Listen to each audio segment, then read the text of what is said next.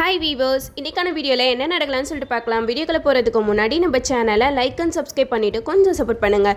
வாங்க இப்போ வீடியோக்குள்ளே போகலாம். எபிசோட் ரொம்பவே பரபரப்பாக போய்கிட்டு இருக்கு. நம்ம ரேவதியை கார்த்திகிட்ட இருந்து சாமுண்டீஸ்வரி பிரித்து கூட்டிகிட்டு போயிட்டாங்க. இந்த சீன்ஸ் பார்க்குறதுக்கே ரொம்ப கஷ்டமாக இருந்துச்சு. ரேவதி வந்து கார்த்தியோட கையை விடவே இல்லை. இருந்தாலும் நம்ம சாமுண்டீஸ்வரி கொஞ்சம் கூட ஈவு இறக்க பார்க்காம ரேவதியை பிரித்து கூட்டிகிட்டு போயிட்டாங்க. இந்த சைடு கௌசல்யா பாட்டி ரெண்டு பேருமே கார்த்திகிட்ட சொல்கிறாங்க, இப்படியெல்லாம் நடக்கும் நாங்கள் கொஞ்சம் கூட எதிர்பார்க்கவே இல்லை. இருந்தாலும் சாமுண்டீஸ்வரி பண்ணது ரொம்ப தப்புப்பா அப்படிங்கிற மாதிரி கார்த்திக் கிட்ட சொல்ல, அதுக்கு கௌசல்யாவும் சொல்றாங்க, ஆமா கார்த்தி, ரேவதி உன்னோட ஒய்ஃபை எப்படி உன்கிட்ட இருந்து அவங்க பிரிச்சு கூட்டிட்டு போலாம் அப்படிங்கிற மாதிரி சொல்லும்போது பாட்டி சொல்றாங்க, இப்பமே நீ ஒரு முடிவெடு கார்த்திக், இனிமேட்டு இந்த குடும்பத்தை ஒன்று சேர்க்கணும் அப்படின்ற எண்ணமே நீ வச்சுக்காத. இவ்வளோ நாளா அவங்க வீட்டுக்கு நீ எந்த அளவுக்கு விசுவாசமா இருந்த, ஆனா அது கூட கொஞ்சம் கூட யோசிச்சு பார்க்கல இந்த சாமுண்டீஸ்வரி. இனிமேட்டு அவ மனசெல்லாம் மாறாதுப்பா. நீ இந்த ரெண்டு குடும்பத்தையும் ஒன்று சேர்க்கிறேன்னு சொல்லிட்டு உன்னோட வாழ்க்கையை வீணாக்கிட்டு இருக்காத. நீ என் பேச்சை கேட்டு தானே நீ இந்த ஊருக்கே வந்த, நானே உன் வாழ்க்கையை இப்படி பாழாக்கிட்டேனே அப்படிங்கிற மாதிரி சொல்லி பாட்டி ரொம்பவே ஃபீல் பண்ணிக்கிட்டு இருக்காங்க. அதுக்கு கார்த்தி சொல்றாங்க, இல்லை பாட்டி, நான் அத்தையோட சம்மதத்தோட தான் ரேவதியை இங்கேருந்து கூட்டிட்டு போவேன், அதுக்காக தானே நான் இவ்வளோ கஷ்டப்பட்டேன் அப்படிங்கிற மாதிரி சொல்ல, அதுக்கு பாட்டி சொல்றாங்க, கார்த்தி நீ அப்படி மட்டும் நினைக்காத, உன் அத்தை பண்ண வேலையை பார்த்தல, கொஞ்சம் கூட அவளுக்கு மனசாட்சியே இல்லை. நீ பண்ண விஷயத்தெல்லாம் மறந்துட்டு கண்மூடித்தனமா இப்படியெல்லாம் நடந்துக்கிறா. அவளை நம்பிக்கிட்டே இருந்தனா கொஞ்சம் கூட எதுவுமே மாறாதுப்பா. இப்பமே நீ ஒரு முடிவெடு, ரேவதியை உன்னோட கூட்டிட்டு போ. அவ கழுத்துல நீ கட்டின தாலி இருக்கு, இதுக்கு மேல என்ன வேணும் கார்த்தி? நீ போயிட்டு ரேவதியை தாராளமா உன் கூட கூட்டிட்டு போ. தயவு செஞ்சு இந்த ஊரை விட்டே போயிடு, இங்க இருக்காதா அப்படிங்கிற மாதிரி சொல்லிக்கிட்டு இருக்காங்க. இந்த சைடு ஊர் மக்களுக்கெல்லாம் தெரிய வருது, சிவனாண்டி, முத்துவேல், காளியம்மா இவங்க 3 பேரும் சேர்ந்து தான் கோயிலில் பாம்பு வச்சிருக்காங்க. அதனால தான் இப்படியெல்லாம் பெரிய பிரச்சனை நடந்திருக்கு அப்படின்னு தெரிஞ்சோனையுமே சிவனாண்டி முத்துவேலை பிடிக்கிறதுக்காக 10 பேர் போகிறாங்க. அங்கே போயிட்டு சிவனாண்டி முன்னாடி நிற்கிறாங்க.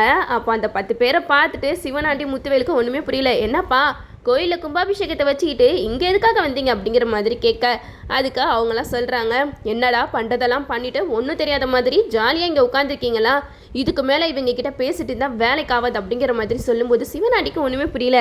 என்னப்பா நீங்கள் பாட்டுக்கு வந்தீங்க, நீங்கள் பாட்டுக்கு இப்படி பேசிக்கிட்டு இருக்கீங்க, என்ன விஷயம் அப்படிங்கிற மாதிரி கேட்கும்போது அந்த ஊராளுங்களாம் சொல்கிறாங்க, நீங்கள் தானே கோயிலில் பாம்பு வச்சு எங்களெல்லாம் சாவடிக்க பார்த்தது, உங்களெல்லாம் நாங்கள் எப்படி சும்மா விடுவோம் அப்படின்னு சொல்லிட்டு செம்ம அடி போட்டு அடிக்கிறாங்க. இவங்களெல்லாம் அடித்தா மட்டும் பார்த்தாது, இவங்களை நாயை இழுத்துட்டு போகிற மாதிரி கயிறு கட்டி இந்த ஊருக்குள்ளே இழுத்துட்டு போய் பஞ்சாயத்தில் நிற்க வைக்கணும் அப்படின்னு சொல்லிட்டு சிவனாண்டி, முத்துவேல் இவங்க 2 பேர்த்தையும் கயிறு கட்டி ரோட்டில் இழுத்துட்டு போகிறாங்க. இந்த சைடு 10 பொம்பளைங்க போயிட்டு காளியம்மா வீட்டுக்கு போகிறாங்க. அப்போ காளியம்மா ஜாலியாக டிவி பார்த்துட்ருக்காங்க. என்னது இது, திறந்த வீட்டில் ஏதோ நுழையிற மாதிரி நீங்கள் பாட்டுக்கு நுழையிறீங்க அப்படிங்கிற மாதிரி சொல்ல, அதுக்கு அவங்களாம் சொல்கிறாங்க, பாத்தியாடி இவளுக்கு கொழுப்பை, நம்மளெல்லாம் பாம்பு வச்சு சாவடிக்க பார்த்துட்டு இங்கே ஜாலியாக உட்காந்துட்டு நம்மளை வேற அசிங்கப்படுத்தி பேசிக்கிட்டு இருக்கா, இவளெல்லாம் நம்ம சும்மா விடணுமா அப்படின்னு சொல்லிட்டு காளியம்மாவை போட்டு அடின்னு அடிக்கிறாங்க. அப்போ காளியம்மாவுக்கு ஒன்றுமே புரியல, எதுக்கு நீ போட்டு இப்படி எல்லாரும் அடிக்கிறீங்க அப்படிங்கிற மாதிரி கேட்க, அதுக்கு அந்த ஊர் மக்கள்லாம் சொல்கிறாங்க, கோயிலில் பாம்பு வச்சுட்டு இங்கே ஜாலியாக நீ உட்காந்துருக்கியா, நீயும் வாடி அப்படின்னு சொல்லிட்டு பஞ்சாயத்துக்கு காளியம்மா கையில் கயிறை கட்டி நாயை இழுத்துட்டு போகிற மாதிரி இழுத்துட்டு போகிறாங்க. அப்போது அங்கே போகிற வழியில் சிவனாண்டி முத்துவேலை பார்த்துட்டு கேட்குறாங்க, எதுக்குப்பா எங்கள் ஊர் சிவனாண்டியை இப்படி பிடிச்சி இழுத்துட்டு போகிறீங்க அப்படிங்கிற மாதிரி கேட்க, அதுக்கு அந்த ஊர் மக்கள்லாம் சொல்கிறாங்க, இவன் பண்ண வேலை தெரிஞ்சா நீங்களே கயிறை பிடிச்சி இழுத்துட்டு போவீங்க அப்படிங்கிற மாதிரி சொல்கிறாங்க. அப்படி என்னதான்ப்பா இவன் பண்ணா அப்படிங்கிற மாதிரி கேட்கும்போது நடந்த விஷயம் எல்லாத்தையுமே சொல்கிறாங்க. அப்போ அவரே சொல்கிறாரு, இதுக்கப்புறம் இவங்களை விட்டு வச்சா கண்டிப்பாக இந்த ஊரை கொளுத்தி சாவடிச்சிருவாங்க, ஒழுங்கா இவனை கூட்டிகிட்டு போய் பஞ்சாயத்தில் நிப்பாட்டுங்க அப்படின்னு சொல்லிட்டு கூட்டிகிட்டு போய்கிட்டு இருக்காங்க.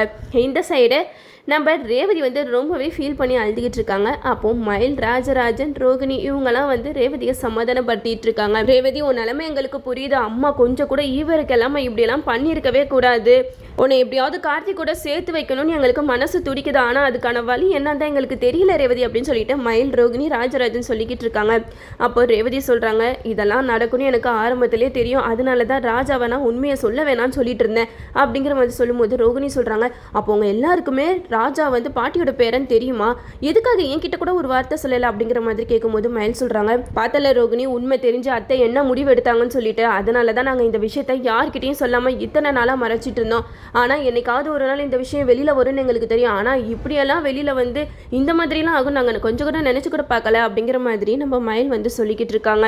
அப்போ ரோகிணி சொல்கிறாங்க, ரேவதி நான் சொல்கிற மாதிரி பண்ணு, நவீன், துர்கா இவங்க 2 பேருமே பார்த்தியா அம்மா ஏற்றுக்கலனோன்னு இந்த வீட்டை விட்டு வெளியில் போயிட்டா அவங்க சந்தோஷமாக வாழ்ந்துக்கிட்டு இருக்காங்க. அதே மாதிரி தான் நானும் உனக்கு சொல்கிறேன், நீ இந்த வீட்டில் இருக்காத, பேசாமல் கார்த்திக் கூட போயிட்டு உன் வாழ்க்கையை சந்தோஷமாக வாழு, அம்மாவோட மனசு என்றைக்குமே மாறவே மாறாது, இதை விட்டால் வேறு வழி இல்லை ரேவதி அப்படிங்கிற மாதிரி சொல்ல, இதை கேட்ட ரேவதி சொல்கிறாங்க, அப்படி போகணுன்னு இருந்தால் கார்த்தி என்னைக்கோ என்னை கூட்டிகிட்டு போயிருப்பானே, அவனுக்கு தேவை இந்த குடும்பம் ஒன்று சேரணும், அது மட்டும் இல்லாமல் அம்மாவோட சம்மதத்தோட தான் எங்கள் வாழ்க்கையை தொடங்கணும் அப்படின்னு சொல்லிட்டு தான் இத்தனை நாளாக என்னை வெறுக்கிற மாதிரி அவன் நடிச்சுக்கிட்டு இருந்தான்.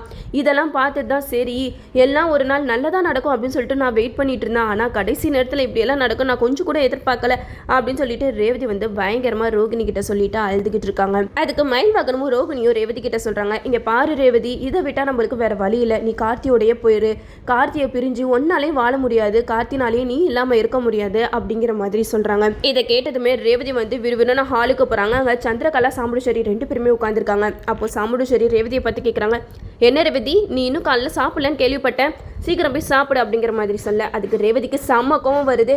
என்ன சாப்பாடெல்லாம் எனக்கு ஒன்றும் வேணாம், தயவு செஞ்சு என்னையும் கார்த்தியும் சேர்த்து வைங்க அப்படிங்கிற மாதிரி சொல்ல இதை கேட்டால் சாமுண்டீஸ்வரி சொல்கிறாங்க, என்னது இது உனையும் அவனையும் சேர்த்து வைக்கிறதா, அவனை என் வீட்டு வாசப்படியே மிதிக்கக்கூடாதுன்னு சொல்லியிருக்கேன், அப்போ எப்படி நீ வந்து அவன் கூட சேர்ந்து வாழுவேன், அதெல்லாம் தெரியாது ரேவதி, நீ அவன் கூட சேர்ந்து வாழக்கூடாது அப்படிங்கிற மாதிரி சொல்ல அதுக்கு ரேவதி சொல்கிறாங்க, கார்த்தி கட்டின தாலி நீ என் கழுத்தில் தான் இருக்க அப்படிங்கிற மாதிரி சொல்ல அதுக்கு சாமுண்டீஸ்வரி சொல்கிறாங்க, அந்த தாலியே தேவையில்லைன்ற அந்த தாலியை தூக்கி போடு அப்படிங்கிற மாதிரி சொல்லும்போது ரேவதிக்கு சமக்கமும் வருது.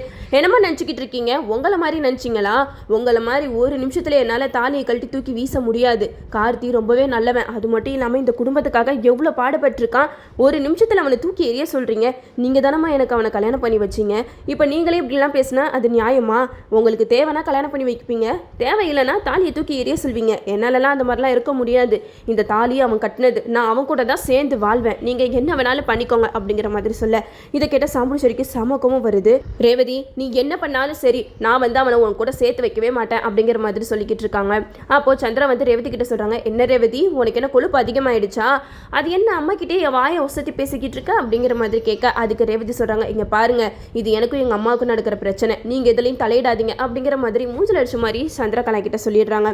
அப்போ சாமுண்டீஸ்வரி சொல்கிறாங்க, ரேவதி இங்கே பாரு அவங்க குடும்பத்துக்கும் நம்ம குடும்பத்துக்கும் பகை இருக்கிறது உனக்கு நல்லாவே தெரியும், இருந்தாலும் எப்படி அவங்க கூட நீ சேர்ந்து வாழ முடியும், வேணாம் ரேவதி இந்த வாழ்க்கை உனக்கு வேணாம், அம்மா உனக்கு வேற நல்ல பையனாக பார்த்து கல்யாணம் பண்ணி வைக்கிறேன் அப்படிங்கிற மாதிரி சொல்ல இது கேட்ட ரேவதிக்கு சமக்கமும் வருது. அப்போ சாமுண்டீஸ்வரி கிட்ட சொல்கிறாங்க, எனக்கு தெரியுமா கண்டிப்பாக நீங்கள் வந்து என்னைய கார்த்தி கூட சேர்ந்து வாழ விட மாட்டீங்கன்னு எனக்கு நல்லாவே தெரியும், அதுக்காக நான் ஒரு முடிவெடுக்க போகிறேன் அப்படின்னு சொல்லிட்டு துப்பாக்கியை கொண்டு வராங்க. அங்கே தலையில் துப்பாக்கியை வச்சுட்டு ரேவதி வந்து சாமுண்டீஸ்வரி கிட்ட சொல்கிறாங்க, நீங்கள் இங்கே 2 பேத்தையும் சேர்த்து வைக்க மாட்டீங்களா, சரி கார்த்தி இல்லாத வாழ்க்கையை என்னால் நினச்சி கூட பார்க்க முடியாது, நான் இந்த உலகத்தை விட்டே போகிறேன் அப்படின்னு சொல்லிட்டு துப்பாக்கியை தூக்கி தலையில் வச்சிடுறாங்க.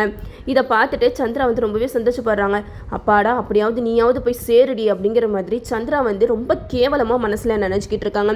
சாமுண்டீஸ்வரி சொல்கிறாங்க, ரேவதி நீ ரொம்ப பெரிய தப்பு பண்ணுற, நீ இப்படியெல்லாம் பண்ணுறனால உன்னை அவன் கூட சேர்த்து வச்சிருவேன்னு நினச்சிடாத, தயவு செஞ்சு துப்பாக்கி கீழே போடு அப்படிங்கிற மாதிரி சொல்ல அதுக்கு ரேவதி சொல்கிறாங்க, இல்லைம்மா எனக்கு ஒரு முடிவு தெரியாமல் நான் உயிர் வாழ்கிறதா இல்லை அப்படிங்கிற மாதிரி சொல்லி சாமுண்டீஸ்வரியை மிரட்டிட்டு இருக்காங்க.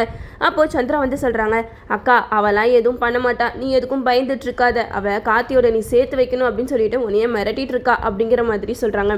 இருந்தாலும் சாமுண்டீஸ்வரிக்கு ரேவதி இப்படியெல்லாம் பண்ணுறதை பார்த்து ரொம்பவே பதட்டமாக இருக்குது.